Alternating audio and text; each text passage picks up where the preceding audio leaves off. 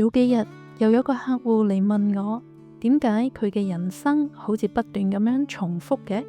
你知道嗎？一個人有80% 嘅人生選擇，其實早喺你出世嘅時候就一早被設定咗，唔係命運，而係你嘅天命，你嘅天生性格。你以為你喺度做出選擇，但係好多嘅時候係你嘅性格幫你去做選擇。你點解總係唔好意思咁樣去開口表達？點解遇到衝突嘅時候就退縮？明明想改變，但係呢總係俾自己好似卡住咗咁樣。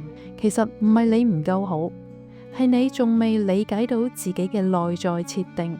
就好似有人天生係火，天性熱情；有人又係水，天生敏感；有人似金，一開口就充滿咗力量。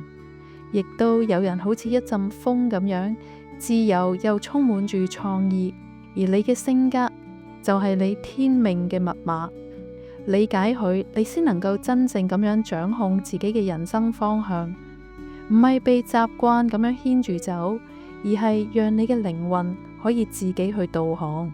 運用 MBTI 16型人格嘅拆解，再配合埋潛意識去解鎖翻我哋嘅思維方向，呢一個就係最科學嘅現代天命學。佢揭開咗你天生嘅力量，你嘅溝通方式，你嘅魅力所在，甚至你最攰嘅地方，你嘅盲點，你嘅宿命循環。當你知道自己嘅天命，你先有能力去打破不斷重複呢個模式。如果你想知道你天生嘅係咩元素，你嘅性格又係點樣帶住你可以走向成功，點樣再去重新掌控翻你嘅人生方向，嚟緊我哋會有一個免費嘅分享講座，去解鎖翻你嘅天生性格，提升翻你嘅自信同埋潛能。你嘅靈魂從來唔係被命運去掌握，而係等待你自己去覺醒。即刻去報名。